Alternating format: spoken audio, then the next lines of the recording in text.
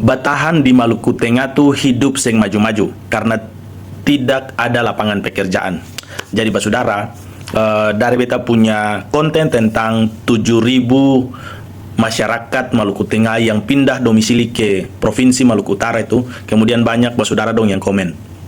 Nah, beta sebagai orang yang punya mama asalnya dari Kabupaten Maluku Tengah juga cukup intens untuk pergi ke Maluku Tengah, baik itu via Tulehu Amahei atau via Liang ke Waipirit baru lanjut ke Waipia, Maluku Tengah. Dan kenyataan yang terjadi katong lihat hari-hari ini, entahlah kenapa Maluku Tengah itu sebagai kabupaten yang sangat tua di Maluku dan sudah melahirkan kabupaten-kabupaten baru, namun katong lihat Kabupaten Maluku Tengah ini seolah jalan di tempat dan tidak ada banyak perkembangan.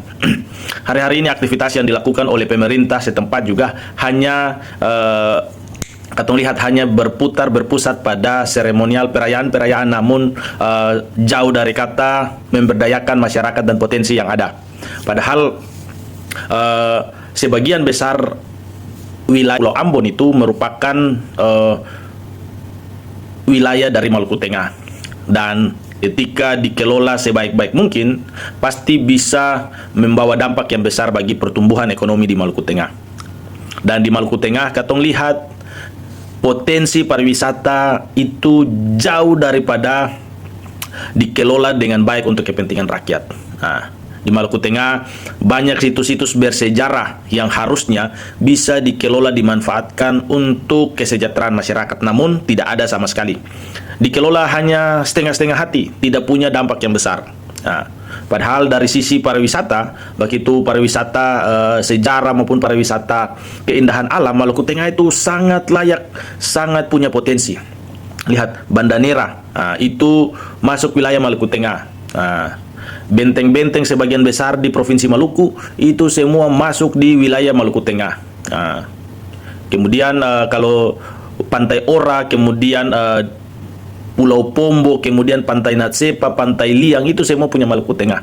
Tapi dikelola setengah hati dan tidak punya dampak yang signifikan bagi pertumbuhan ekonomi di Kabupaten Maluku Tengah. Dan katong lihat, selain sektor pariwisata, Maluku Tengah itu punya bentangan alam luas wilayah yang sangat luas.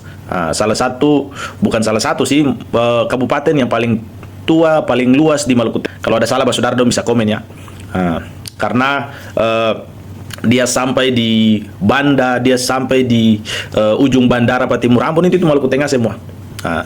Tapi ya tidak ada potensi yang digenjot, tidak ada inovasi dari pemerintah daerah untuk memajukan pertumbuhan ekonomi di Maluku, khususnya di Maluku Tengah ya. Katong kira rezim berganti dari yang lama ke yang baru lalu ada perubahan, padahal ya sampai hari ini juga katong lihat Maluku Tengah masih jalan di tempat.